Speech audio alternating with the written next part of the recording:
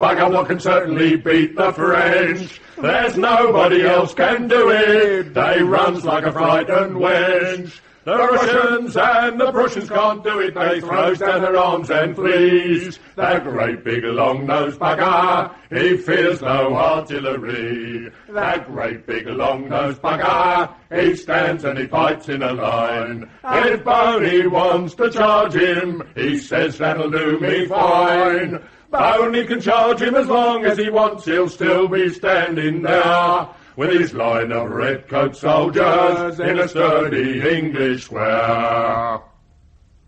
Nosey by Allan Pryor.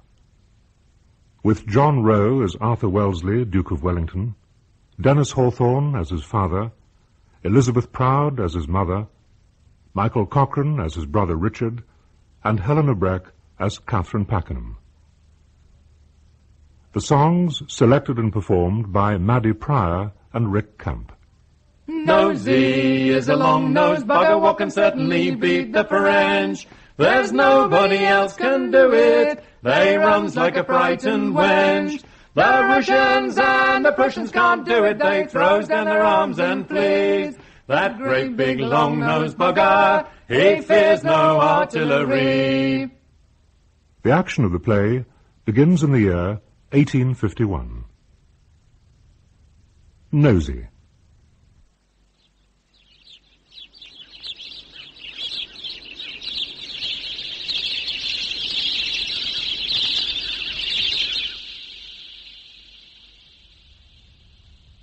The Duke of Wellington, Your Majesty. Ah, my Lord Duke, how good of you to come to see us. On such a rainy day, too. Now, please sit, Your Grace. Would you like tea or coffee? No, thank you, ma'am. Had enough tea in India to last me the rest of my life. A very long and to us a very valuable life, full of bravery and great deeds of empire. You're too kind, ma'am. How old are you now, my Lord Duke? What? Oh, 82, ma'am. It's now 1851, so you were born in... 69, ma'am. 1769. Nothing against Madeira, you know. What? Oh, Madeira. Of course. Can you help yourself? Pleasure, ma'am. Your butler fellow usually thinks of me on these occasions. A decent little wine, that. As you know, we do not imbibe.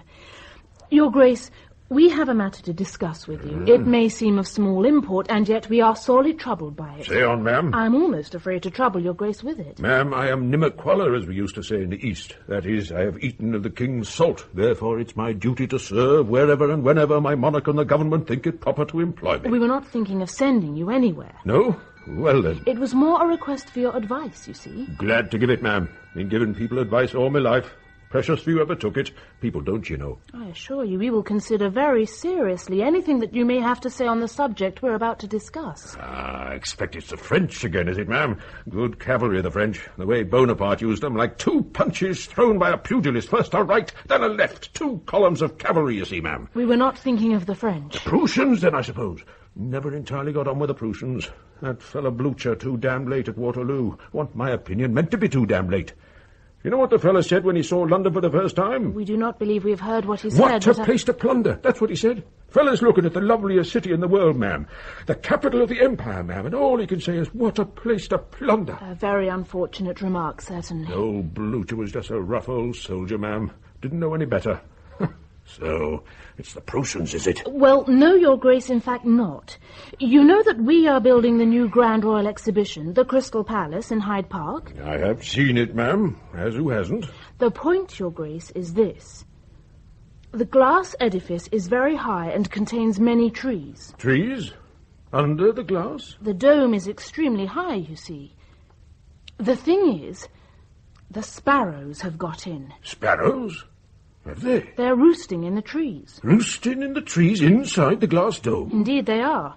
Oh, they would, I suppose, if they can get in. They're making a very great deal of mess. I don't doubt it. And a very great deal of noise. Oh, they would, roosting. And nobody seems to be able to get rid of them. People would shoot at them, but they cannot be sure they would not break the glass. They have also tried to catch the birds in nets, to no avail, I'm afraid. Smart little beggars, sparrows, you know. And so we wondered if you had anything to suggest. Is that why Your Majesty has brought me from Apsley House to give Your Majesty advice on how to get rid of the sparrows at the Crystal Palace? Yes, it is. Try sparrowhawks, ma'am. That's it. Try sparrowhawks. What?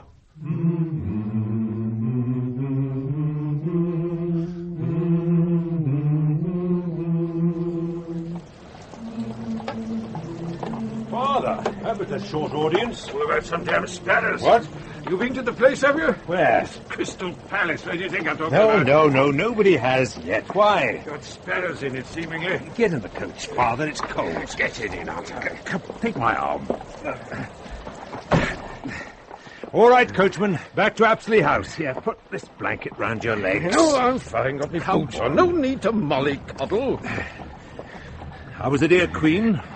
All about some damn sparrows, you see. Did you have a glass of wine? Yes, I did. But you don't drink these days, Father. Well, I started again. You can't have a drink at the palace, where can you have a drink? Anyway, butler fella left it out for me. Couldn't disappoint him. How are you feeling? Fine, I'm fine. My grandchildren? They're in splendid form, Father.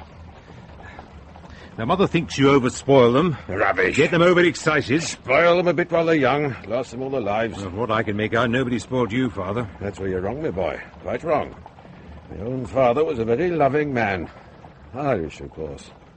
And a musician. Grandmama certainly didn't spoil you, from all I hear. Your grandmother was fair but hard, like a good army commander. Made a good one. But my father, he was different.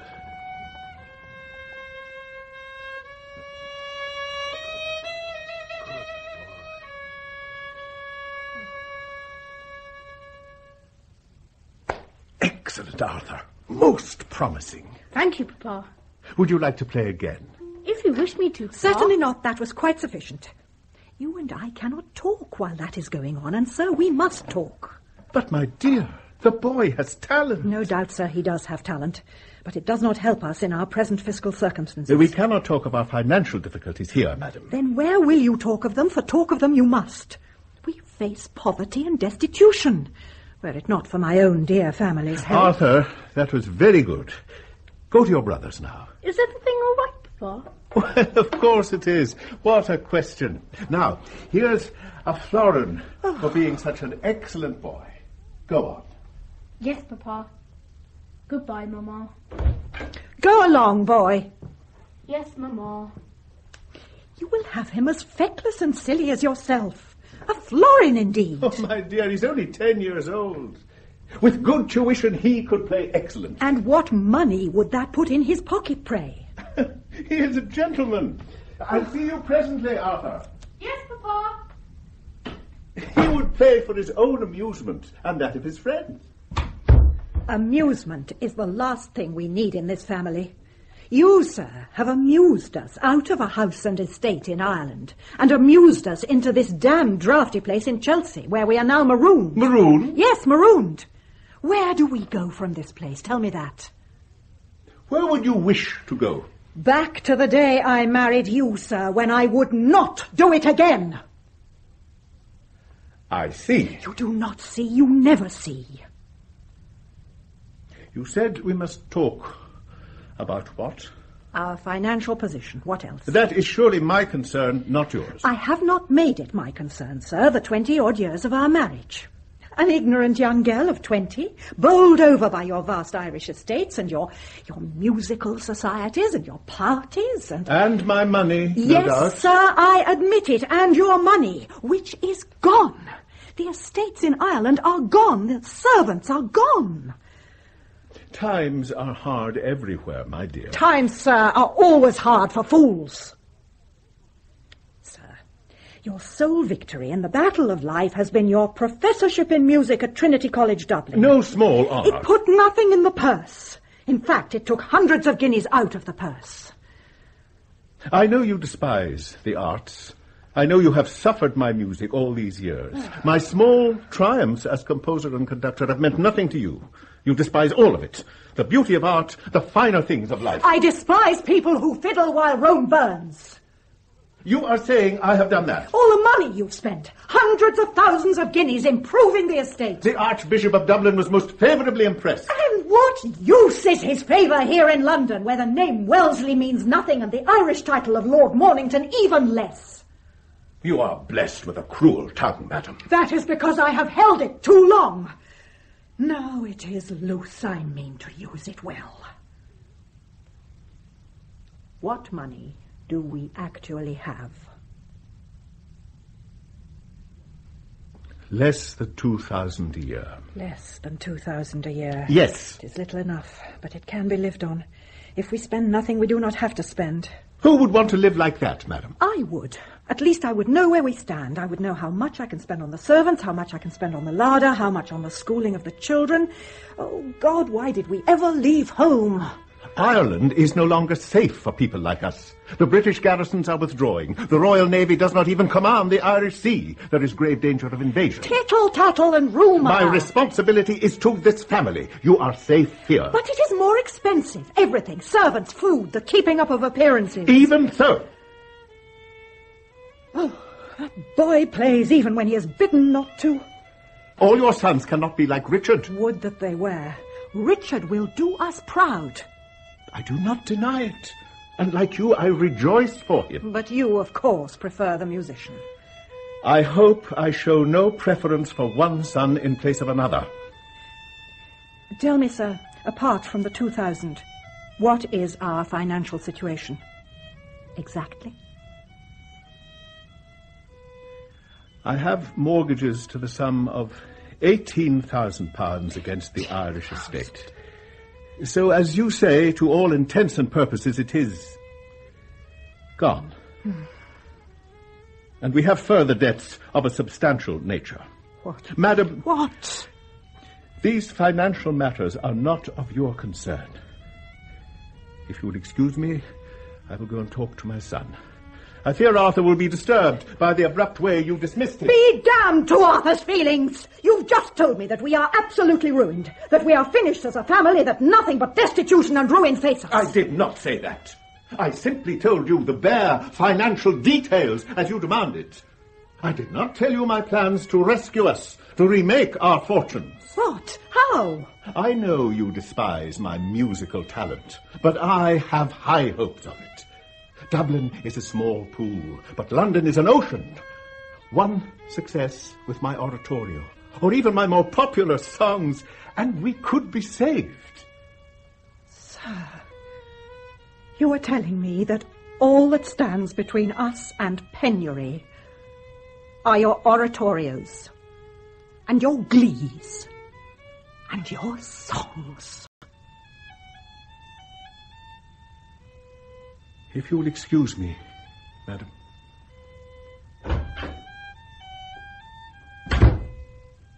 Oh, my God. Oh, my dear, dear God.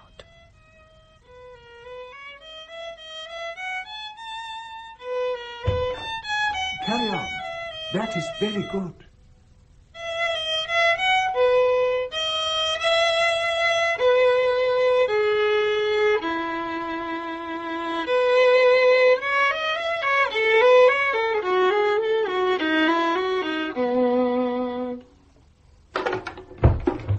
Excellent. We'll make a splendid musician of you, Arthur. Do you really think so, Papa? Well, of course. You have excellent tone. Do you think I'll be able to play a Teton? I'm not sure. I don't see why not. I don't think Richard would approve, Papa. Nonsense. He does not think it important. I wonder what that young paragon does think important. Latin and Greek and all that stuff. A good grounding in the classics opens many doors, I grant you. And it enables a man to read the great poets and thinkers of antiquity in the original. No doubt it also trains the mind. But we care naught for that, do we, young fella? Music is our god, our star, our aspiration. Now, let us try one of my own little songs, shall we? I don't think Mamma approves of music in the afternoon. Nonsense. Whatever you do, Arthur, you must promise me never to give up your music, to strive at it and enjoy it. The enjoyment's the thing, you see. Whether you're any good or not doesn't really matter. It's loving it that matters. Loving what you do. Do you see, old man? Do you understand? I think so, Papa. Arthur, you must not tell anybody what I'm going to say to you now. Promise. I promise. A father is not supposed to have a favourite son. You know that, Arthur. Not supposed to.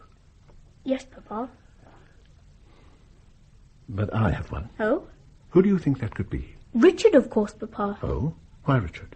Because he's so accomplished. No, not Richard. William, then. Why William?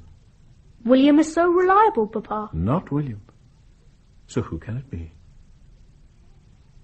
Me, Papa? You, of course. Why not you?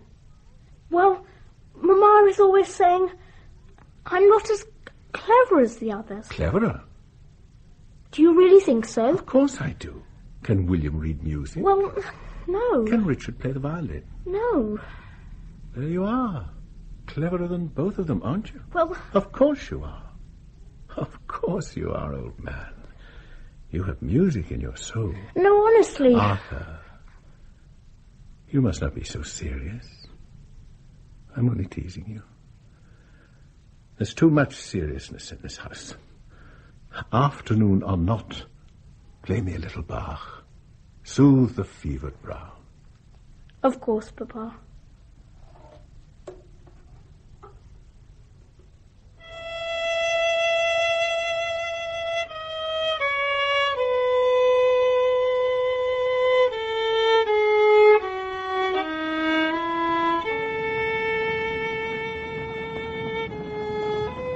Last memory of my old father, that. Buried a year later. Only 45. Had enough. Got out of it, that's my opinion. Only person who loved me. I was the ugly duckling of the family, do you see? Dreamy little fella. Ill a lot. Went to Eton. Hated it. All Latin and Greek. Hated that, too. English is good enough for me. Sorry, Father, did you say something? What? Oh, nothing. Just I hated Eton. Oh, did you? Brilliant brother. Hard to live up to. Damn hard. I was the fool of the family, do you see? Arthur, for God's sake, stop that awful screeching. I'm trying to work on these papers. This, dear brother, is not screeching. It's the Bach A minor concerto. Yeah, well, can't you find something else to do? Pray suggest something. You sure you're not keen on the army? Not much. Could play this thing, I suppose. What, like Papa? Don't suppose it's an option, really. Well, of course it isn't. Well, that said, now, are you keen on anything? The church, the law, anything at all?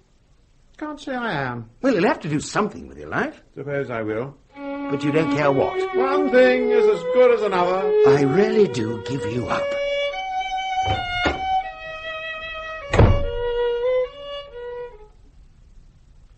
I would. Most people do. Mamma, I cannot see what can be done with him, except the army. I fear he has inherited your dear papa's fecklessness. Yes, indeed. But financially, things are much improved now, are they not? Oh, indeed, yes. You are an excellent son, Richard. You have saved the family's fortunes. I am most blessed. And there is further to go. I aspire to the highest seas of empire. India, perhaps. India?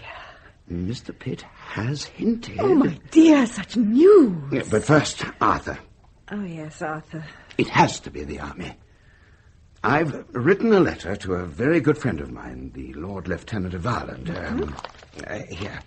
My dear friend, there is a younger brother of mine, Arthur Wellesley, whom, if you recall, you were so kind as to take into your consideration for a commission in the army.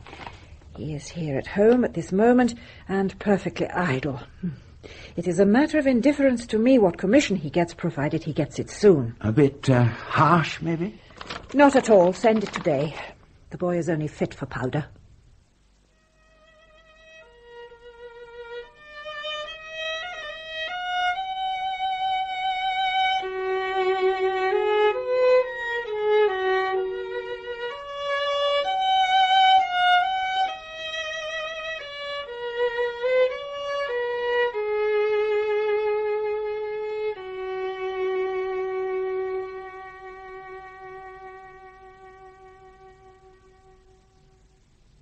Well, that's done, old friend. That's the end of that.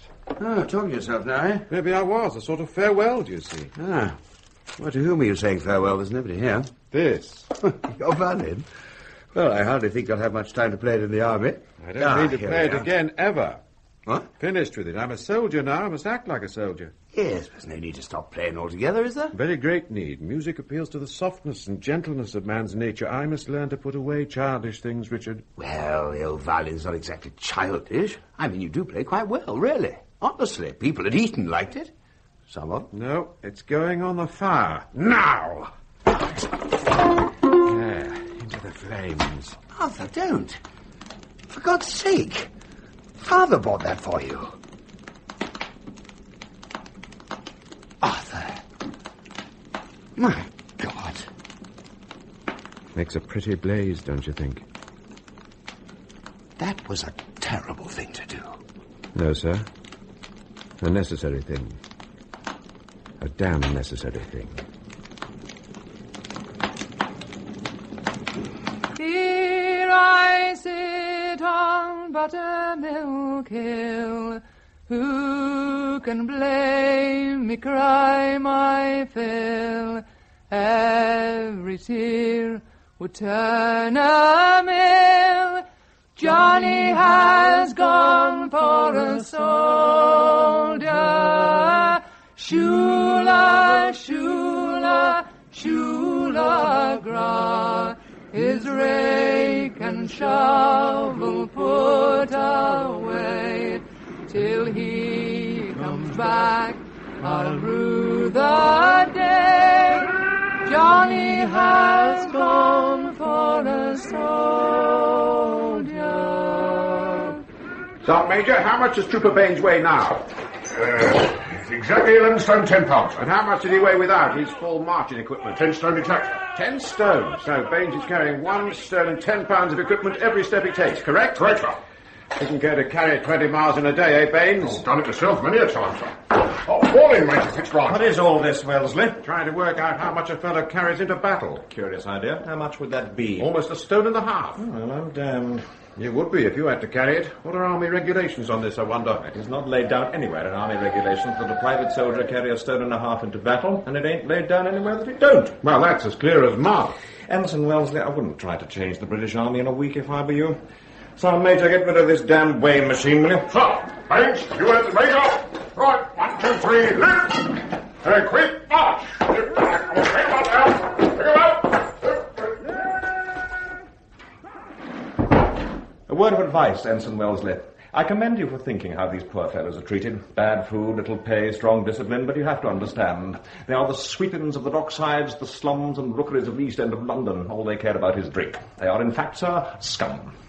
Do not concern yourself unduly with their welfare. Not thinking about their welfare, thinking about my own. 1 stone and 10 pounds of equipment. If I have to command them in the field, I'd rather they were on their toes, sir, than on their heels. Well, exactly do you expect to command these men? Devilish soon, if I can.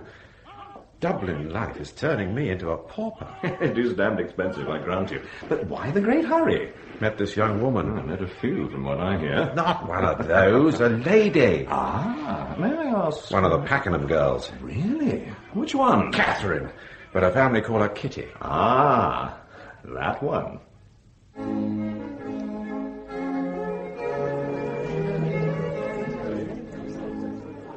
Uncle, I really do not see your reasons for being so hostile to poor dear Arthur. I am not hostile to him personally, Kitty, nor is any member of the family. We are merely hostile towards his prospects. He is an officer in the army. He comes of a good Irish family. I don't deny it. I'm truly sorry, my dear. I detect you have a genuine attraction towards this young man. I'd rather marry him than anyone else I've seen in Dublin. You haven't intimated those feelings to Captain Wellesley. Of course I haven't. Yes, well, good. My dear, I am sorry, but I'm only speaking for the family, you see. Yes, I see. But I do not approve. I will, if necessary, wait for Captain Wellesley. I would like you to tell the family that. But, dear Kitty, it could be a long wait, you know.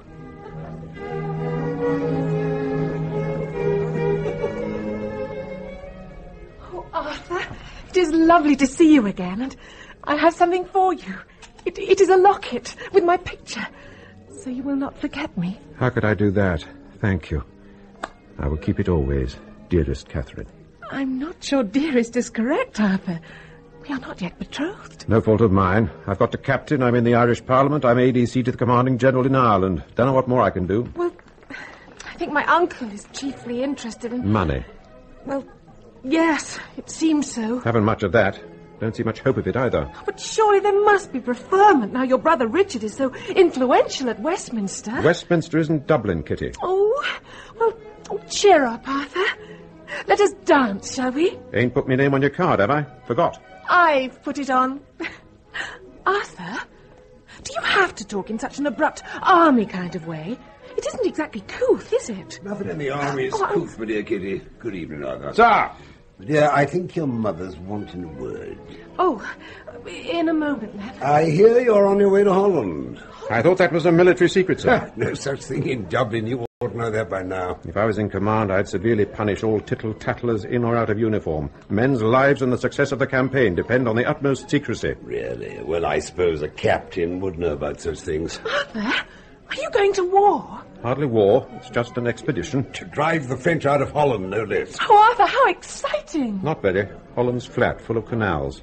Natural country for defence. For attack, not so good. That sounds pessimistic, almost unpatriotic. More like realistic, sir, I'd say. Would you really? You will be all right, won't you, Arthur? I'll be in a safe place at the rear. Will you? Of course. Well, I'm not sure I believe you. I'll be back in a month, you'll see. Catherine, your mamma is waving. Oh, fiddlesticks!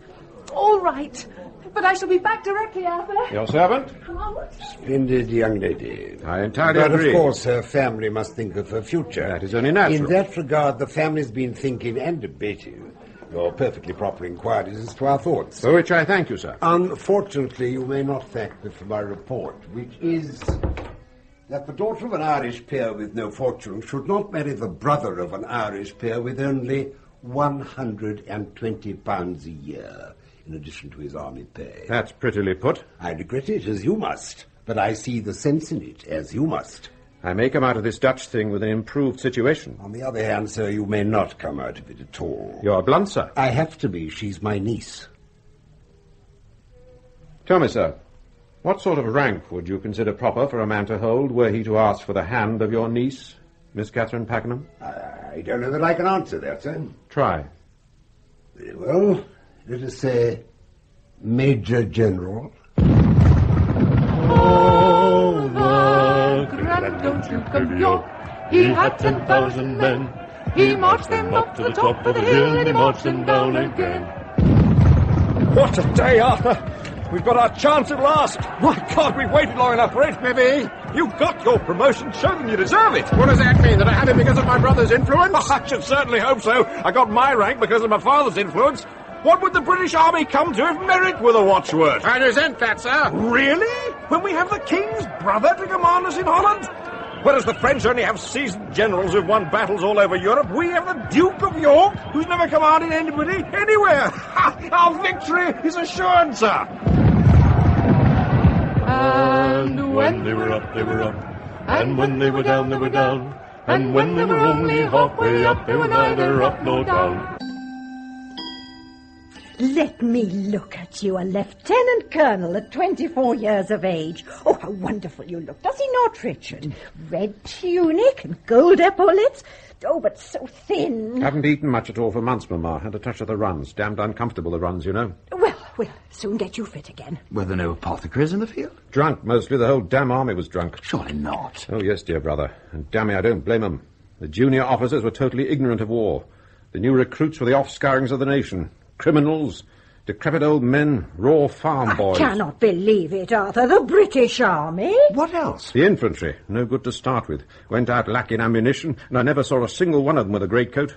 In Holland, sir, in winter, fighting, knee-deep in water, in blasted dikes of that misbegotten country. 25,000 men to the French's 150,000. It was a damn disgrace. I would not say that too lightly.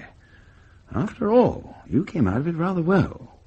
They know your name on Horse Guards Parade. Be damned to them. Most of the officers and all of the staff were got away, but we left 4 men in every 5 behind us, dead. Easy does it, Arthur. That fact should be shouted from the housetops. A shambles, sir, is what it was. A damn shambles. Well,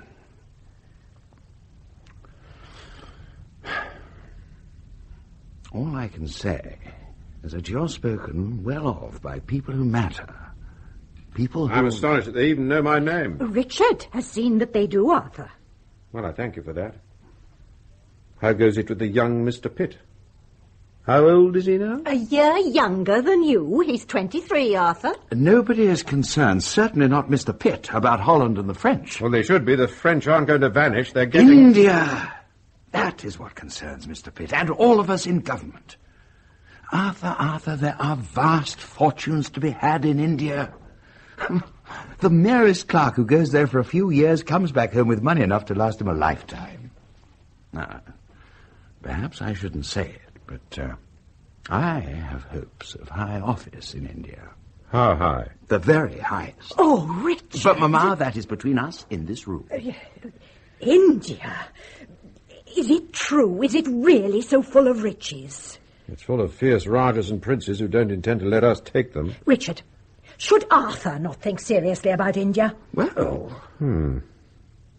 If I am to get the money to marry, India might be an answer. I really don't know why you're so set on this Pakenham child. The family has no money. We don't have much ourselves, do we, Mamma? No, but we have expectations. Which centre, dear brother, implacably upon India. Unless, of course, you wish to remain a lieutenant colonel living on his army pay all your days. Damn me, I'm in debt up to my eyebrows as it is. Of course, the rank of colonel might be enough for the Pakenhams. Major General, indeed. They'll be asking you to be Archbishop of Canterbury next. Now, more tea, anybody? So there we were, my dear Kitty, old Fitzbrian and me, up to our knees in water, so thick with mud the Frenchies never even saw us in the dark. If they'd only listened, they'd have heard our teeth chattering. From fear? From cold, my dear. Damnably cold place, Holland. There you are, Arthur. Well, sir, the Dublin newspapers are full of your exploits. And Arthur is a lieutenant colonel now, Uncle. Splendid, yes, splendid. If you'll excuse me, I will get myself a glass of cooling lemonade. Fiery one there. I think she really means to marry you, Captain.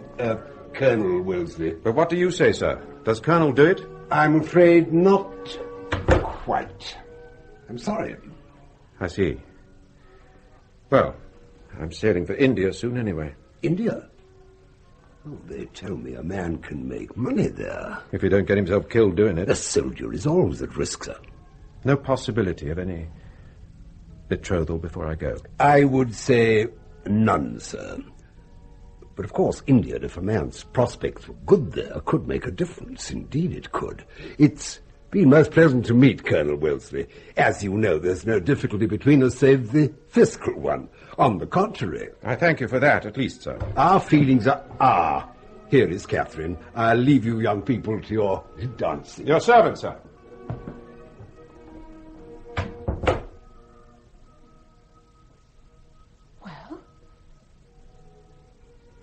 What did he say? He said, not yet. Not even now you're a colonel? But why, Arthur, why? It's still the money. Money? Nothing but money. What can we do? Damned if I know, my dear. Except I'd better get myself a fortune. But how on earth will you do that? India. India? But you might never come back. Half the people who go die. It's all wars and terrible fevers. It's privation and hardship and everything that is hell on earth. Even so, my dear. But I may never see you again, Arthur. Oh, you will. Count on it. It'll be years. I have no doubt of it. But how will you exist? Without our friendship for so long. Amongst all those savages. I will strive to live through all the hardships and diseases you talk of. If the moment is particularly trying, in battle or in fever, why, I will only need to look at your dear countenance in this locket you gave me, and I will be refreshed. Oh, Arthur. You really are so brave. So very brave, my dear. Some talk of Alexander and some of Hercules, of Hector and Lysander and such great names as these. But of all the world's great heroes, there's none as can compare with the row, row, row, row, row, row to the British Grenadiers.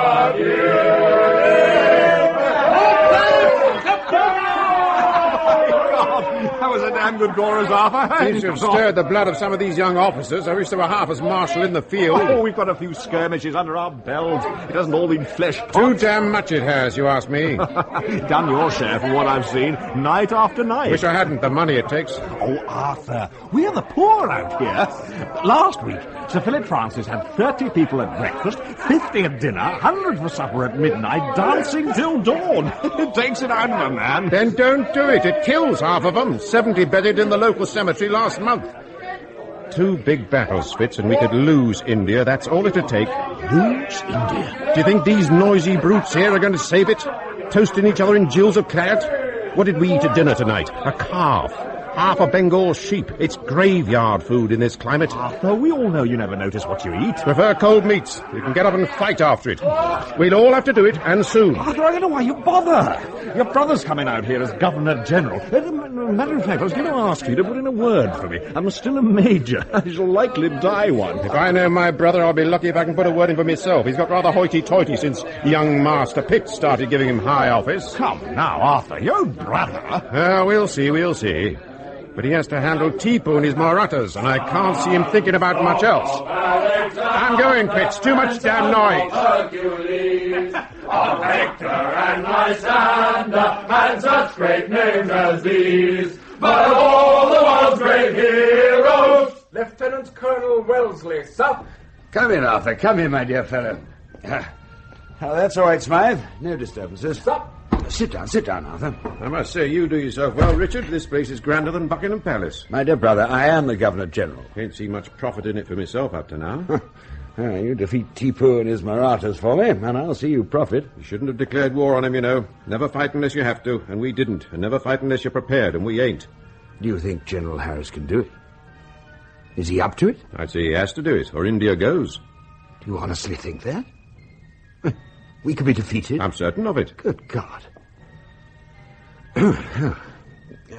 Look, I have a proposition. Would it help if I came out to the battlefield myself? Let the troops see me. Richard, what do you know of warfare at first hand? Nothing, but surely it'd be a good example. It'd unnerve Harris, and it'd unnerve me if you turned up with your elephants and all I wasn't your thinking of taking elephants. Stay here. Let your soldiers fight. It's what you pay them for. Arthur, it's plain to me you know little of diplomacy and never will. Diplomacy, my backside. Diplomacy won't beat the Marathas. Even so. A less direct form of address would be appreciated. I am the Governor-General. Which is why I'm advising you not to make a damn fool of yourself. Well, perhaps you're right. In military matters, you usually are, aren't you? Don't know about that. Can I tempt you to a glass of iced punch? Never touch it in the daytime. So damned hot. Drink that, you'll sweat more. Very well. Never thought we'd see the day, did we? Me, Governor-General, you, well, making a reputation, even in London. Mamma's delighted. She talks about you to everybody. Usually it's you she talks about. I think it's both of us now. Glad she's pleased about something I've done. Well, of course she's pleased. My dear fellow, I think I will have some of that punch. Sure you won't? Positive? Far cry from Dublin, and you playing your old fiddle, eh? When you threw it on the fire. Well. Music has a softening influence. I have to shut it out of my life. Did you miss it? No point. Yes, I know, but all the time we were boys, you played. You and dear Papa. Don't tell me you don't miss those times. I miss them, of course I do, but as I say, there's no point to it. And Papa? I miss him, you know. You surprise me. But I do. He was a splendid man. In his way. Exactly. Look, Arthur, some good news. Colonel Astor has been killed in a duel. Is that good news? I've been looking at the army list. There is a possibility that you could be gazetted Major General. Major General? Did you say Major General? All the bold Marathas, they come ghostly out of the night. Riding their milk-white horses, their scimitars are shining bright. To the Governor-General, Mysore, March the 27th, 1799. Sir, We have engaged and defeated the enemy. We charged with fixed bayonets. Thereupon his Marathas rode at us, but Tipu failed to use his artillery to support them, and we had them run in after a very fierce engagement. We then took his capital by assault. Tipu himself was slain in the battle. Apart from the fact that his pet tigers have escaped from his private zoo and caused some panic, there is little else to report. The troops behaved very badly and plundered the town. I instantly restored order. In doing so, I have, I fear, offended Major General Baird. Oh, my God! Why did he do that? Why offend Baird? Shall I continue, Your Excellency? Yes, please do, Swine. Years before, Major General Baird had been a prisoner of the Tipu and wanted revenge. I could not allow that. We British have to live on in India. As I say, Baird is my senior officer and is, I fear, much offended. Does he know nothing of diplomacy? No, Smythe, he does not. He most emphatically does not. But we shall have to suffer that lack in him.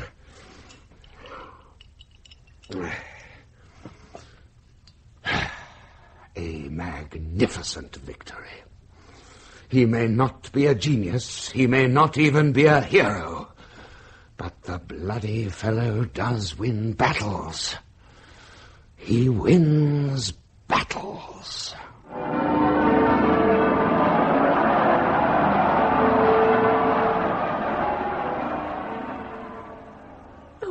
My dearest, how wonderful to see you. A hero. The whole town is saying it. Is Arthur not a hero, Uncle? Yes, indeed. I congratulate you, sir. In Dublin, too, there is rejoicing for one of Allan's sons. So there should be. The London mob pursued my son to these very doors yesterday afternoon. Now, Kitty, how pretty you look. Now, Arthur, how handsome you look. If these two young people can stop laughing and looking in one another's eyes, I might be able to give everyone a dish of tea in a civilised fashion. But aren't you excited, Lady Mornington? I had all my excitement yesterday, Catherine, when that mob dirtied my doorstep and threw my maids into hysterics with their noise and clamour. Tea, sir. I thank you. But they were simply celebrating Arthur's return after all his victories. Quite so. I had none of that with my elder son, Richard, and he is Governor-General of India. Some would say there wouldn't be any India at all if the army hadn't won the day. Catherine, tea. Please help yourself to bonbons. Arthur, do not fold your bread in that fashion. You're not on the battlefield now. No? Could have sworn I smelled cordite. Can you smell cordite, Kitty? Can it be the clash of battle, the Pakenhams versus the Welsleys? Which church? How much? When? Arthur, really? That is most improper. Indeed it is. But on behalf of my son, who seems to have lost his manners, my apologies, sir. Accepted, ma'am. Accepted. No offence taken, or I'm sure meant. Oh, Uncle, really? You are so funny. Easy, Kitty, easy. I'm sorry, I apologise, everybody. I seem to be behaving very foolishly today. I'm sure it's the excitement. It's been so many years since Arthur and I last saw one another. Yes, well, I wonder, sir, if you and I should excuse these two young people. They no doubt have much to discuss, as indeed we do. Oh, but of course, an excellent thought, Lady Mornington. Come then. Young people, did you hear your mamma? Arthur, we are both over 30. Tain't old. On the other hand, tain't young. Fed up with this polite tea. I expect Mamma keeps some port in this retiring room somewhere. In here, probably. No. Try that drawer there. In here. Oh, God, yes. 2 glasses, too. But I never drink port. Nor do I, but today we do. Trust Mamma to hide it well. You don't really like her, do you, Arthur? Not really. Of course I do. She's my mother. What an odd thing to say. Is it? I don't know. I don't find her very relaxing. Relaxing? Oh, well, she ain't Dad, I grant you. To us. Oh, it's sweet. Oh, it's really quite nice, isn't it? You're supposed to sip port, Kitty, not drink it. It isn't water. Oh, well, fiddle-dee-dee. Come and sit by me. Ah. Right. Oh,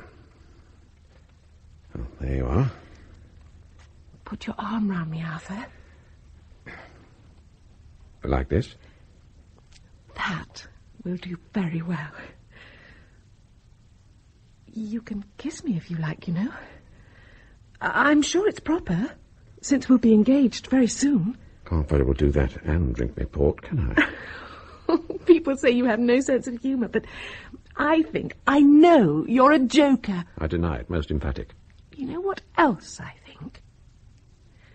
I think you make yourself out to be the very essence of a soldier. Just like the newspaper cartoons of you. Nosey, Victor of Versailles. But I don't think that's you at all. Or not all of you. Ain't it? No. Nor the stories I hear. What stories are those? That, like most soldiers in foreign parts, you dally with fallen women. Deny that too. Well, all men have their weaknesses, especially soldiers, but I think, under all that, you're really quite sensitive and imaginative and romantic. You mean I'm a sort of actor fellow? In a way, perhaps. Well, your dear papa was a musician. They still talk much of him in Dublin. They say how artistic he was. Do they? He would have been proud of you, Arthur, I'm sure, were he here to see your success. No. I doubt that, Kitty. He wanted me to be something other than what I am. But I couldn't do it even for him. I would have liked to please his memory, but... No, he wouldn't have been overproud of me, not overproud. How sad you sound, Arthur. I do, don't I, damn it? What a way to behave. And I seem to have finished this port. Well, so you do. Oh, Arthur.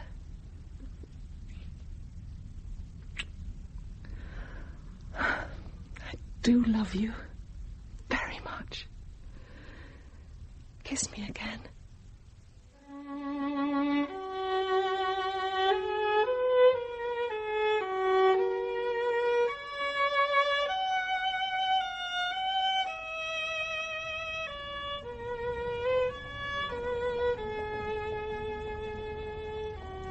May I ask the name, sir? Indeed you may, since you don't know it. Lord Castlereagh has many appointments with officers of rank. We're always very busy at the War Office, sir. My name's Wellesley, Sir Arthur Wellesley. Ah, yes, sir, now I know, sir. The Victor of Versailles, to be sure. In India, is it not? Indeed it is. As the Prime Minister's out of London, I sent a letter to my Lord Castlereagh. He is expecting me, I take it? Oh, yes, Sir Arthur, you're down for 3 o'clock. It is 3 o'clock. But my Lord is a little behindhand. If you would not mind taking a seat in the anteroom, I know he'll see you as soon as he can, sir. Through you are? Yes, sir, if you would, sir.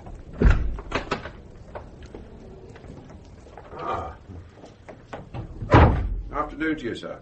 It is my Lord Nelson. You waiting on Castlereagh as well? The waiting's the worst part of it. Worse than waiting to fight. You carry the loss of the arm well, sir? I thank you, sir. I cannot say, but it is a damn nuisance nonetheless. But as a serving officer, one has to put up with these trifling inconveniences and serve one's sovereign as best one can, don't you agree? Don't seem to envy you with Johnny Frenchman. But Johnny Frenchman's a very smart sailor. I wouldn't want you to think otherwise. He's got most of Europe, and I have to say you army fellas are doing damn little to stop him. And being for the Navy, I think Bonaparte would be sitting here in London right now. I disagree. You do? Certainly I do. May I ask why, sir? The naval battles matter, I don't dispute it. Matter? But Bonaparte's no sailor, he's a soldier. And when he is brought low, it'll have to be on land. Your victories, wonderful as they are simply brought us time. Well, thank you, sir, at least for that. You seem to have a very strong opinion on these matters. No, it's the plain truth. You've done well, damn well, but the fat little fellow's still there, trotting about Europe, making himself emperor of this and that, and his relatives, princes and whatnot. Next thing he'll fight the Russians. If he beats them, then he's unassailable, sir. Unassailable. Well, sir, unassailable or not, I can tell you one thing. He has a fleet left begging to invade these islands, and he might do it yet. Just what I said, my lord. Now. You'll excuse me a moment, General. Aye, if my Lord Castlereagh wants you, I'll call out. Yes, my lord. Is there something I can do for you, sir? Who the devil is that fella waiting in there? Sir Arthur, sir. Victor of Versailles. Sir Arthur Wellesley. Good God, is he? My dear Wellesley, I'd no idea it was you. My dear fella, allow me to shake your hand. No idea I had to ask. A sailor meets nobody, General. On shipboard all the time. Well, I'll be damned, the Victor of Versailles. Didn't even know you were back from India. Got back last week. And ready to go to work today. No point in wasting time. Spoken like the man I expected to meet. Do you come back from India a rich man? Most do, I'm told. Not rich, but with a sufficiency. I was in penury when I went out and had only my pay. All I've ever had, no opportunity for more for a sailor. But one hears tales of India, of Money? I expect my 8 years' service in India has earned me about 6 months of my Lord Castlereagh's income. My dear fellow, I'd settle for that. But you're right, of course. The fat little fellow will have to be defeated on land. But how can it ever happen? It has to happen, or we are done. Europe's done. Prussia stands aloof, though. The Prussians will stand aloof until it suits them not to. And what of Boney? Well, sir, the fellow's a military genius. Oh, yes, there's no doubt of that. Then there's no hope against him. There's hope. It's dogged as does it. Not my style. I believe in a bold strike. An attack the enemy doesn't expect. At sea with a brief battle, I can see the sense of that. On land, Bonaparte has the big battalions. Indeed, he boasts God is on the side of the big battalions, and he's always going to have more men than we do. What then, sir, can you do? I haven't fought against his armies since Holland, but his tactics don't change. The Frenchies come at you in a column. But first, they try their cannon on you. So you need troops as won't run, daren't run. Frenchies are excellent gunners in my experience. Not if they can't see you. You've lost me, sir.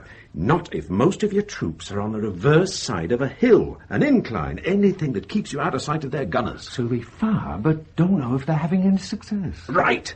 Then the Frenchies come on anyway, straight at you. Now, a column of men, say a battalion of 600 muskets, because they're in a column, only the men at the front can fire if they're on the move at you. Yes, yes. Well, sir, if you have your battalion of 600 muskets spread out in a line, 1 or 2 soldiers deep, then you have 600 muskets firing at them all at once. I see, 1 or 2. That's very thin. 3 soldiers deep if need be, so long as they can all fire at command. And then, if that halts them, you charge with the bayonet. 1 charge, then back you go and resume your position. Don't you follow up your advantage? No, because it ain't an advantage any longer. You go back and reform, and you stand there exactly as you stood at the start, and you wait for them to try again, which, being the Frenchies, they will. How long do you wait before you fire? As long as you can, 20, 30 yards maybe.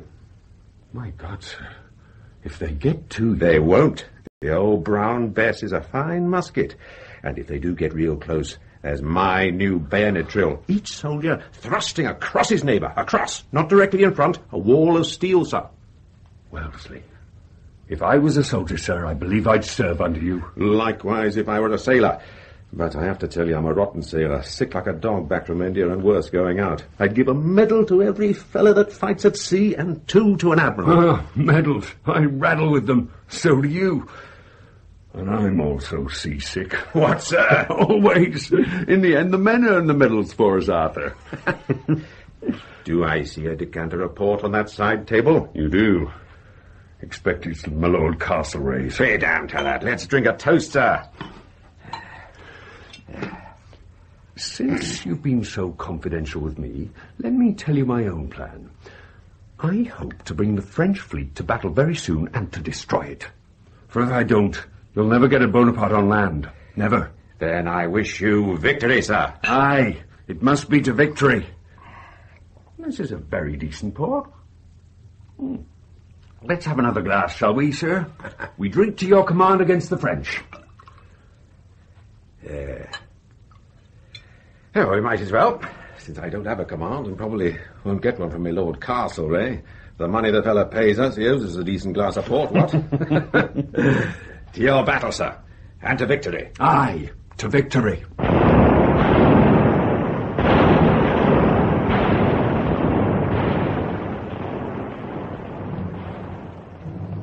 Poor dear Lord Nelson, such achievements, and then such a death and such a funeral. Only spoke to him a short while ago, talked for an hour, got to talk for a day with profit, and now the poor fellow's gone. So many ships surrendered, Arthur, and the rest fled. There's no possibility of invasion now. Bonaparte's still there, a colossus astride Europe. One after another they bend the knee to him. Spain, Portugal, Austria, Prussia even. Please, Arthur, let us not discuss the war any further. Let us rather talk of our wedding. Not today, it would not be fitting. We've lost a great Englishman. Yes, of course. But soon, the family are agreed. We are all agreed on the place, the church, the day. I'm very happy, Arthur. Me too, my dear. I couldn't believe it when I heard you'd never had any admirers all the time I was in India. I never wanted admirers, Arthur. Only you. So, do we make arrangements? Of course we do, of course we do. Whatever your family wants. Oh, Arthur. I'll go and talk to my uncle. Now, thanks to you, Horatio, maybe I can get at the fat little fella on land. Steady, lads! Hold your fire, gentlemen! Let them come on! Let the Frenchies come on! Let them come at us and pay for the privilege, lads! 50 paces now, General. Stand firm, lads! Steady! 40 now, sir. Let them come on, lads! Take aim! Steady! Steady!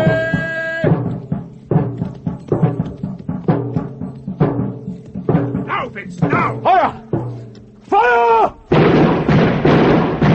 Ned, get those details written down. Sir. Fitz, letter to me, dear wife. Sir.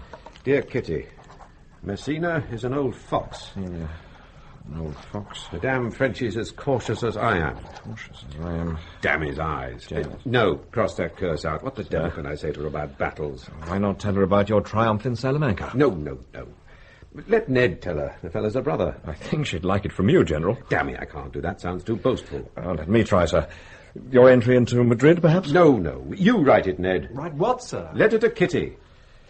What about? Anything you damn please. Fitz will tell you. Give Kitty my love. Excuse me, gentlemen. Things to do. Things to do. When does he not? When does he not? That great big long-nosed bugger, he stands and he fights in a line. And if Boney wants to charge him, he says that'll do me fine. Boney can charge him as long as he wants, he'll still be standing there, with his line of red-coat soldiers in a sturdy English square. Boys! Boys! Coming, Mamma. Your father has won a great victory in Spain. Your Uncle Ned has written an excellent description of the battle. Listen to this. The troops call him Nosey, Mamma. What? Sometimes they call him the long-nosed bugger. Really? They mean it nicely, Mamma. So I should hope. And never let me hear that language from you again, young man. Now out! Out, both of you! Back to the garden! It's what they do call him, Kitty. Is it? Mm-hmm. How very strange. I never noticed his nose, Richard. Isn't it odd? All those soldiers prepared to die for Arthur. They love him, you know. I mean, he is the first general who has ever won a battle against the French. And yet your friends in Parliament don't seem very happy. Well, the Whigs aren't too pleased because he's a Tory, and some of the Tories aren't either. Richard, you will look out for him when you go out to Portugal, won't you? I will deliver any letter you give me into his own hand, I promise. It's all I ever do, write letters. We don't see him often enough to seem like a family. It's been years since he was last home. And for how long? A week? Oh, Richard, if I didn't laugh, I'd cry. Yes, Kitty, I know. I don't know what it is. I try very hard. But even when we're together... It's how he is. Nobody expected anything of him. Mamma didn't, I didn't. Maybe Papa did, I don't know. But we were wrong, all of us. Maybe to be a great general, you need to be cool. Cold, even. And I think he is a great general. And it isn't enough to be a good soldier, to do everything by the book. You need to be what Arthur very nearly was, I suppose. Somebody with the imagination to feel what his soldiers feel, to feel what his enemy feels, able to put himself in their shoes. I sometimes think he's like an actor in a play, acting the great commander. And yet he is a great commander. Oh, it's all very peculiar, really. You know, I once said something very like that to him myself, a long time ago. What did he say? I can't remember. Oh, yes. He said, "Dammy, I've finished my port." What? That's right. "Dammy, I've finished my port." That's what he said. Well, it's exactly what he would say, isn't it? A letter to my wife, Fitz, if you please. Usual felicitations. Tell her we've fought old General Soult to a standstill, and he's run home to France, his tail between his legs. Oh, sorry, sir. Ned, just the fellow I wanted to see. Ned, you write to Kitty and tell her what's been happening, will you? I've got this damn board at the prefecture tonight. I think she'd rather you wrote, Arthur, even if it was only a few lines. No, all my letters sound like dispatches. You do it. Tell you what, now they've made me a duke. She wanted that. She don't like the title, though. Tell her I say it's as good as any other. Damn nuisance, this ball tonight. They wish to honour you, sir. The victor of Spain. The victor of Spain. Yes, I know that, but I'd rather they didn't. Everybody will get drunk and it'll be a shambles. I'll write the letter, sir, tomorrow. I insist you must come to the ball first. Oh, well, all right, Ned. Does he realise he's just beaten Napoleon's army into the ground, that the Emperor has nothing left? He hasn't beaten Napoleon himself in the field, though, has he? Well, who has? Except the Russians. Anyway, does that matter, that he beats Napoleon in the field? I think it does to him. Well, if Bonaparte has any of his army left, he might get the chance. I hope they give him a good reception tonight. You know he's been on horseback every day at dawn for 5 years, ridden 20 or 30 miles every day, in or out of battle, besides everything else he does. He needs some fun. My dear Fitz, if you're waiting for old Nosey to have some fun, you'll die waiting. Come on, let's go to this ball. Will there be women there? Hundreds, I'm told. Then come along, sir, before they're all gone. Great heroes, there's none that can compare with the row to the British Prayer. This has gone on long enough, Ned. Everybody's drunk. British, Spaniards, Portuguese. Past my bedtime. Can I go now? No, sir. Not without giving offence, sir. Damn it, I don't care about that. Got their countries back, ain't they? Done that for them. Don't have to sit through all this noise. It's worse than the battlefield. What is it, Fitz? Wonderful news, sir. Gentlemen! Gentlemen! This is a note addressed to the General, but since I know he would just fold it up and put it in his pocket if I give it to him, I propose to read it out. Fitz, have you gone mad or what? The note is from Paris, signed by our ambassador, and it reads, "Glory be to God, a great man has fallen. Gentlemen, Napoleon Bonaparte has abdicated." Well, I'm damned. Better order champagne, I suppose. A toast. Wellington, liberator of Spain. Wellington, liberator of Portugal. Wellington, liberator of France. Wellington, liberator of Europe. Well, General, what do you say? I say, don't send for champagne. You've all had too much already. Send for coffee. Yes, coffee. Alexander and some of Hercules, of Hector and Lysander and such great names as these. But of all the world's brave heroes, there's none that can compare with the row to the British Grenadiers. Well, Mother-in-law, at last we have our hero back home. I wouldn't exactly call living in Paris home. Dreadful smells everywhere. A hero goes where he is sent. British ambassador in Paris, where the French hate the sight of the man who conquered them, and the government at home afraid of dear Arthur's popularity. Some way to treat a hero. Mamma, he is a duke, is he not? Certainly he is, and it is little enough. Do you not agree, Ned? He rids Europe of Napoleon Bonaparte, and he gets an ambassadorship he doesn't want. He has a field marshal's baton from the Prince Regent. But his great army that wins his battles for him is sent every man jack-damned near to fight in the Americas. It's as if none of it ever happened. Oh, but it did, and England is grateful. Ah, well, let us hope so, madam. How do you find him these days? As ever? Too thin, eats nothing. He's been eating nothing for 5 years or more. All day in the saddle, up at dawn, and we all had to do it too. God, it's good to just sit in a chair and stretch your legs. Don't get too accustomed to it, Ned. What? The little fat fellow's escaped from Elba. No. Landed at Antibes. He'll be no doubt gathering an army around him, probably his old guard under Marshal Ney, and marched through Lyon to Paris. The French king has fled. All France is rising for him. Seemingly they found peace very boring. Here? They'll be here? Yes, in 2 weeks Napoleon will be in Paris. Oh, what do we do, Arthur? You go home, Mamma, too, at once. Ned? Sir? We have work. Yes, sir. Where will we fight him, even supposing he can raise an army? Oh, we'll have an army, but my God, it'll be a ragbag. Ladies, excuse me. Coming, sir. Goodbye, dear sister. Lady Mornington? Well!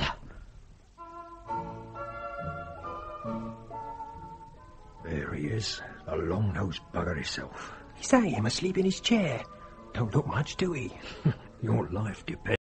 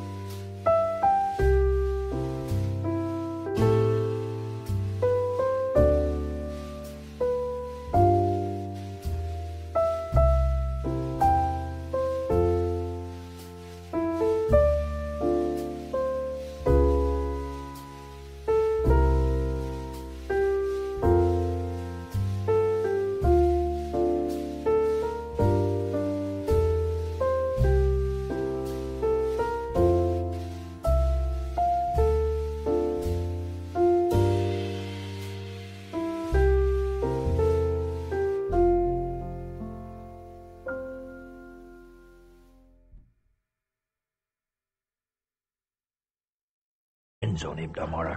Been in his army long, have you? Be with Nosey at Salamanca, right through the peninsula. At Victoria, where you never see such plunder. And now with him again. Back from the Americas, I be. There'll be damn few of us. Can we beat Boney? If we don't, lad, we're dead mutton.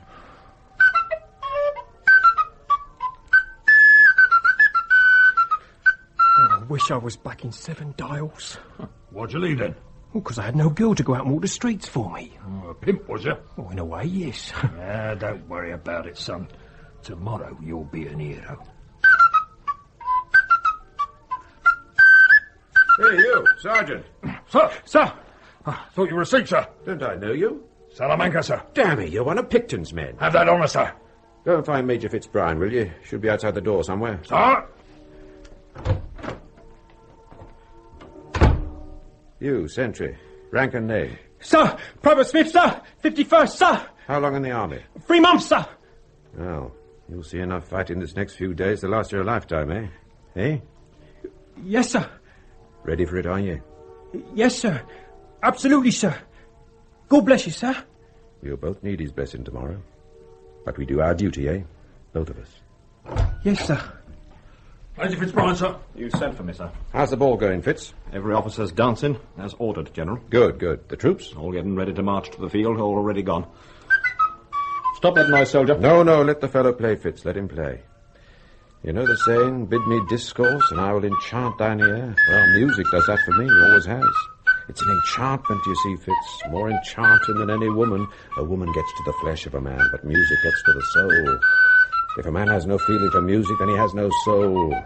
For me, loss of music has been like the loss of a limb. All these years on the battlefield and in the saddle and the bivouac, like a limb that's withered from lack of use, Fitz. I've missed the uplifting grace of music, the love and passion of it. Oh, yes, I've missed all that, Fitz. Play on, Sergeant. Sir. Fitz, come and listen to the waltz. Sir. Thank you, Sergeant. Thank you, sir. Know why I let 'em dance, my young bloods? I've wondered, sir. Wonder why I didn't order a night march? That would have looked like panic, so my young bloods dance and do without their sleep, and fight all the better for it. Last dance they'll ever have, many of 'em. You expect heavy losses? They're outnumbered. The Prussians under Blucher are marching to our aid, sir. So long as they're on time to help. Got a feeling they'll be late. Got a feeling we'll be fighting the Frenchies on our own for a long time. So, it all depends on... Sir? Smith! Sir! Ready, are you? Ready as ever was, sir. Thank you, Smith. Sir! It all depends on that article. The British soldier. And you, sir. Oh, aye, and me. Where will you make a stand, sir? Do you have anywhere picked out yet? A place I reconnoitred last summer. Don't know why. I had a feeling I might fight there one day. I don't suppose there's a reverse slope to hide our infantry, sir, away from the French gunners? Oh, there's that, Fitz, and a wood behind to retreat into if we have to, and no way of flanking us on either side. You've fought the battle in your head, sir. Already. I've fought Boney 1,000 times, 100 times in my head, but never on the field, Fitz, never on the field. All I can hope for is that he fights as he always has. Boney was a warrior, way-hey-ah, a warrior, a terrier, John Francois. Well, my Lord Uxbridge, there's a sight. Indeed, sir. All the pomp of France laid out like a table. My God, sir, can our fellows stand against that? They have to stand, sir, or we're done. But I grant you, our army's a rough lot. I inspected them this morning, and I don't know what they'll do to the enemy, but by God, they frighten me. Do we attack at all, sir? Not until we have them running. Till then we stand and let them come at us. Will Boney do that? Come at us, like all his generals have? I don't know, Uxbridge. But time's on my side. I can wait. As long as he likes, I can wait. He doesn't know where the Prussians are, so he has to attack me before they get here. 'Twas on the plains of Waterloo, way-hey-ah, the big-nosed bugger put him through, John Francois. General, the men insist on loading the powder in the muskets by banging them on the ground. Most unsoldierly. They should use their ramrods. It's regulations. Be damned to regulations. Don't forbid it. If it's quicker than it is, it's better. Understood? Yes, sir. Let the men carry on, sir. Sir! Where the devil are the Prussians? That's my concern, sir. 12 miles away in a bog, so I've just heard. My God. Old Blucher will get them here. In time? That I can't tell you, Uxbridge. But when they do come, they'll come on Bonaparte's flank. He'll know that. If they come. Aye, if they come. Now then, let's just ride slowly around the squares. Let the lads see us. Sir! General, sir! Aye, Ensign, what is it? Compliments to the Colonel of Sharpshooters, my lord. We have the Emperor in our sights. Permission to fire, sir! Permission denied! Damn me, we can't have that. Commanding generals shooting at each other. Understood, Ensign? Sir! Yes, sir! Good, carry on. Boney marched to Waterloo, way-hey-ah, there he met his overthrow, John Francois. Well, sir, here they come. He's throwing in the old guard. It's his last card. All this time I've waited to fight him, and damn me, the fellow's only a pounder. He could get pounders flat, sir. Those damn cannon are playing the very devil with our squares. They are, but we must close ranks and stand and suffer it. Sir, is it wise to ride outside of our squares? Not wise, sir, but necessary. I have to be where the men can see me. French cavalry can see us as well. Damn near had us an hour ago. Don't worry, Uxbridge. The battle goes well enough. We've lost very heavy, General. Think of what he's lost. The whole army, maybe. We must be desperate to play his last big card as soon as this. When can we charge, General? When do we have arms? Soon, lad, soon. Oh, hello there, Smith. All well? Well enough, my lord.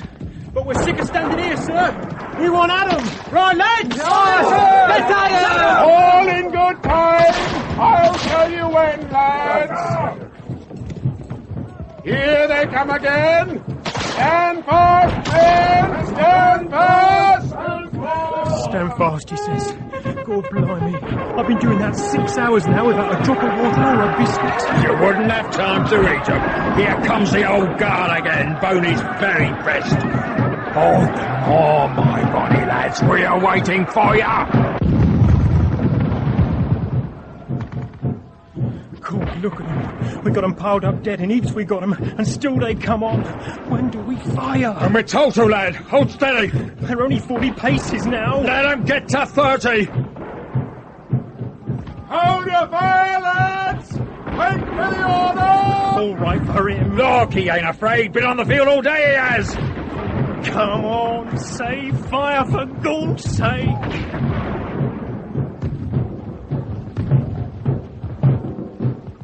Gentlemen, fire! Take your aim! Fire! Again, lads, take your aim! Fire!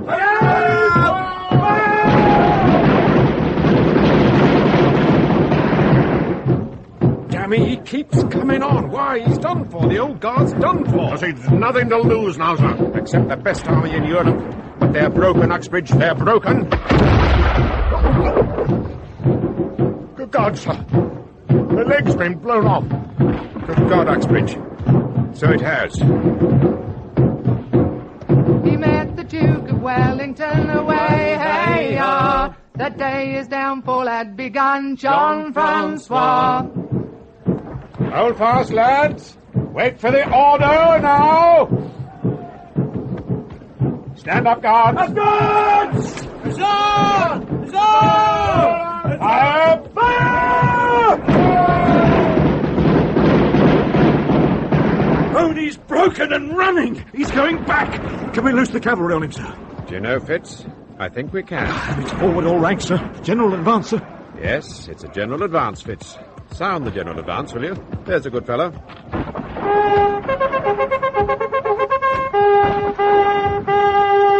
They sent him into exile, way, hey, ya.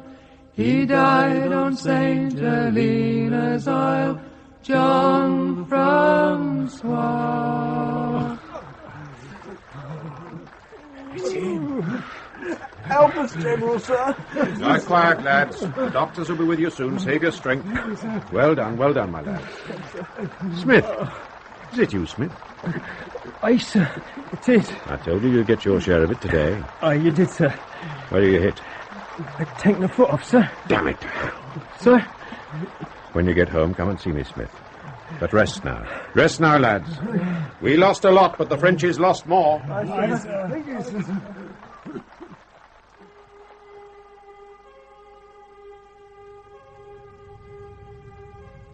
40,000 French dead and wounded in an area of 3 square miles, Fitz. My God, it's been a butcher's shop. How's the arm? Little mend, sir. What news of Uxbridge? He'll live, sir. Won't let them throw his leg away. Says he's going to bury it with full honours. Is he serious? Nevermore. My God, I think the battle's driven us all mad. Here's the list of our casualties, sir.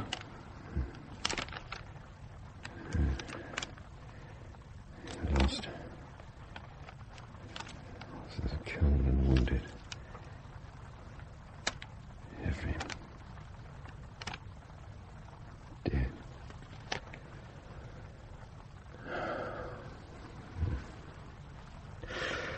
I tell you, it's been a damn nice thing.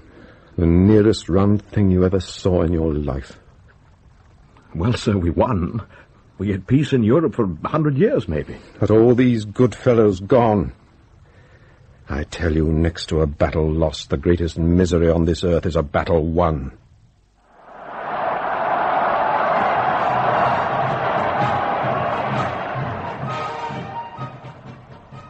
Well, brother, you cannot say the government and people of this great country have been ungenerous. All these celebrations in your honour. I do not say it. A dukedom? £600,000 in a fine country estate in Hampshire? Your field marshal's pay?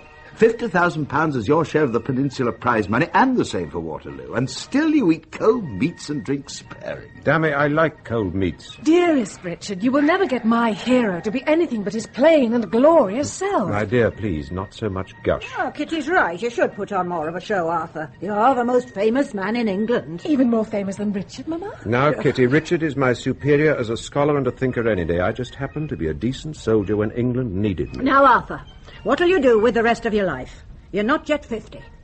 Damned if I know. Ride to hounds, perhaps? You hate country pursuits, you know you do. Rotten shot, that's why. Last time I went shooting, I hit 2 beaters and an old lady. Politics. That's the thing for you, Kitty, don't you agree? Mamma, Arthur must make up his own mind. I had thought he could lead a less adventurous life than before. All these ladies, high and low, throwing themselves at him in the most shameless way. Ain't noticed them if they have, me dear. Where are they? You know very well where they are, Arthur. In their boudoirs, waiting for you to visit them, for all I hear. Catherine, my dear. Well, I'm damned. Where'd you hear that? From just about everybody, sir. Just talk, that's all tittle-tattle. Arthur, may I have a private word? With pleasure. I don't think how all this talk gets about. Oh, Kitty, why? You must restrain yourself, dear. Arthur knows my feelings. He's a fool to a pretty face. And I dare say always has been. There are a number of ladies of society on whom I'm told he calls. And some ladies not of society. Some ladies of a very bad reputation indeed, Mamma. Kitty, you're a duchess now. Behave like one.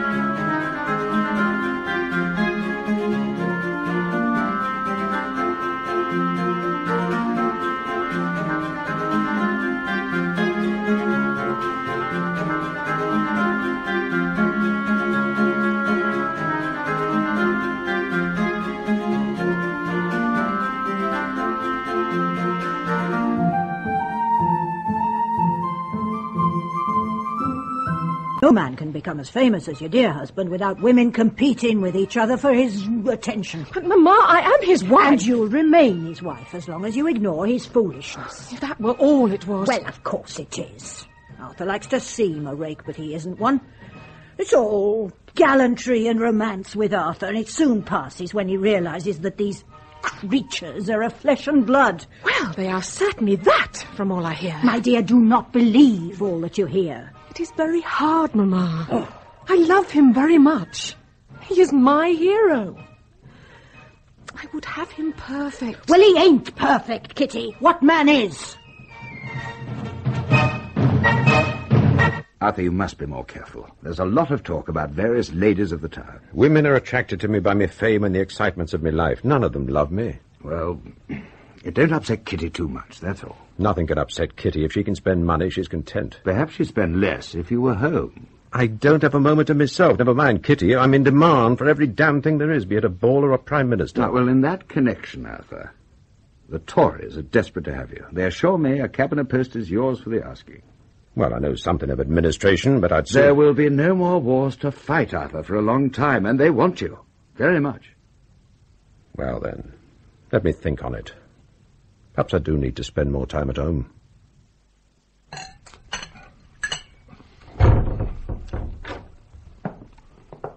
The Duke of Wellington, Your Majesty. My Lord Duke, how are you? Well, Your Majesty. And yourself, sire? Only moderate. Barely moderate. That's it. You eat too much, sire. And don't take enough exercise, I know. But it is true, sire, and I only say it for your own good. Oh, spare me, please, my Lord Duke. One of the great pleasures in life is a good breakfast. Now, what news of the Reform Bill? Is it defeated? Indeed it is not. Nor will it be, I fear. As bad as that? Worse. They'll have it through the House by the next recess. Oh, and I thought when they made you Prime Minister, they'd give you your way in all things. You were their hero. Was, sire. They boo and catcall me in the streets these days. Booed me on the anniversary of Waterloo. I know. Oh, it's worse than being king. If I'd known what it meant to be Prime Minister, I'd never have taken it on. 2 years of absolute misery. I had to get out of the job. You should never have resigned in November. Had no choice. They want this reform business. How will this bill affect us? Not much, sire. Might affect them that come after you. Oh, well, I dare say they can look after themselves. I said to Parliament, why are you all so keen on the Reform Bill? I said, half of you won't be in this place next year. I know the argument. Manchester, a big city of 500,000 people, has 2 members of Parliament, while some little villages of a few hundred souls return 2 members. I know all that.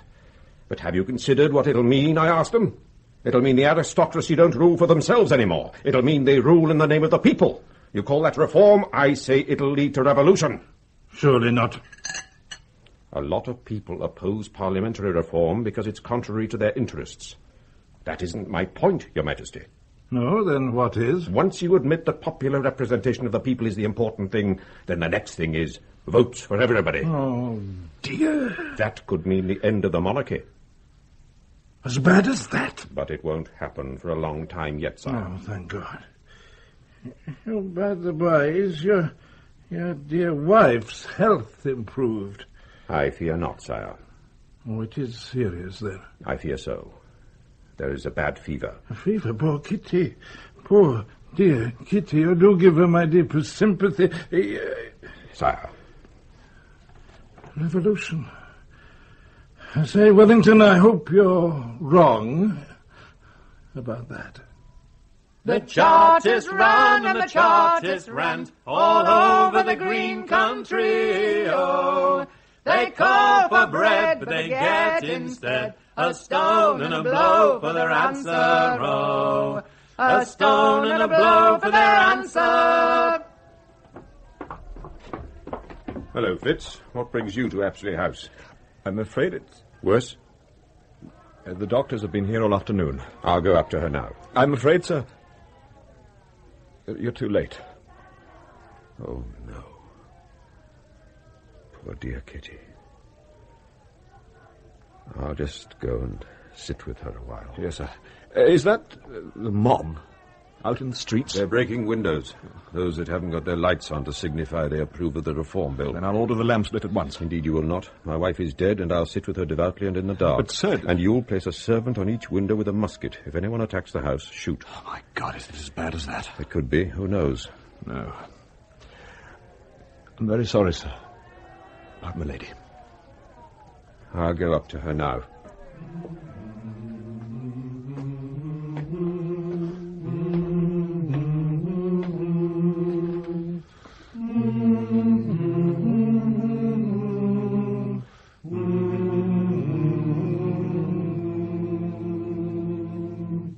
You look very still and quiet lying there, Kitty. Like a young girl at those dances in Dublin all those years ago. I'm sorry I wasn't a better husband to you. I'm sorry if I acted foolish sometimes, especially with the ladies. It didn't mean anything. Not really. always loved you, even if you spent too much money and gushed too much. Your heart was in the right place. And I know you thought a lot of me, no matter what I did.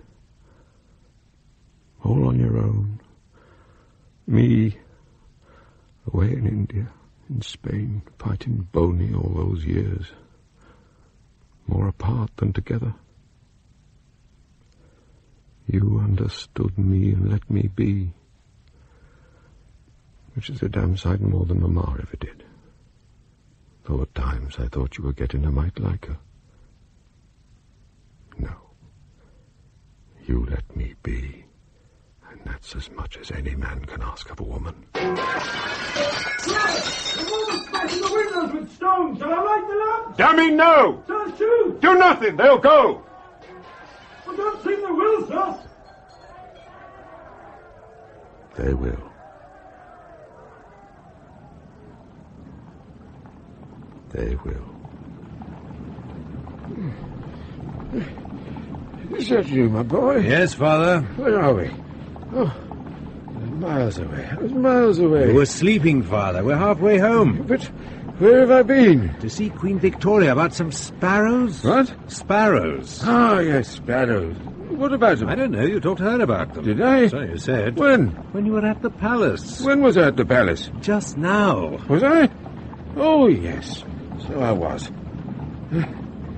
You know, I just dreamt about Waterloo. A lot clearer than if I was there. Was it?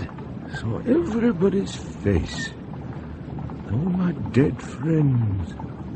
All of them. It was just a dream, Father. All that, the battle, I remember it clear as day. I dream and I'm there.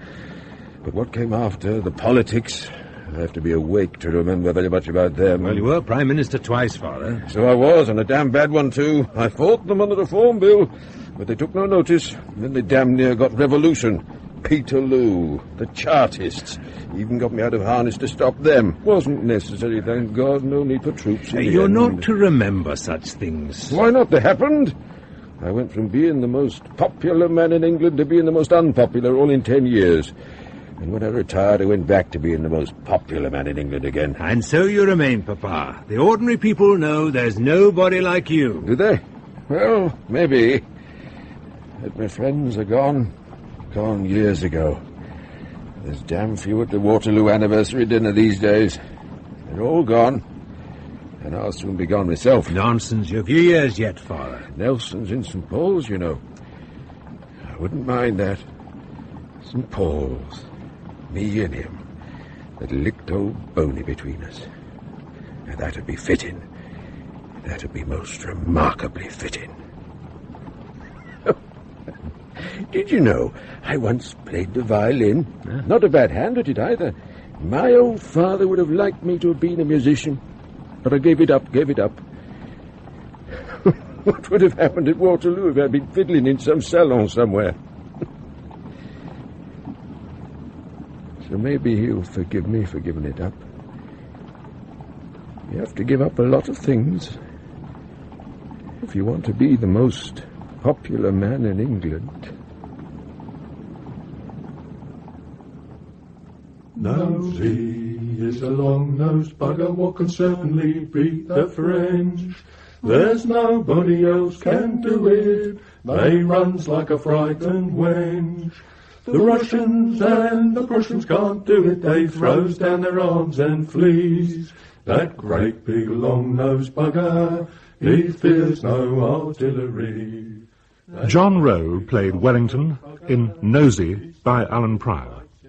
His father, Dennis Hawthorne, his mother, Elizabeth Proud, his brother, Michael Cochrane, Fitzbrian, Crawford Logan, Catherine, Helen of Breck, her uncle, John Gabriel, and Queen Victoria, Sue Broomfield.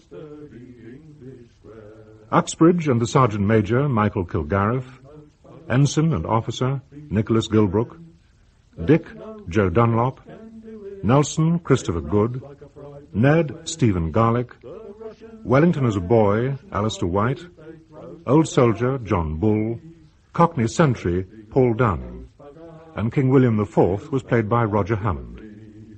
That great big long-nosed bugger, he stands and he fights in a line. And if Boney wants to charge him, he says that'll do me fine. Boney can charge him as long as he wants, he'll still be standing there, with his line of red-coat soldiers in a sturdy English square.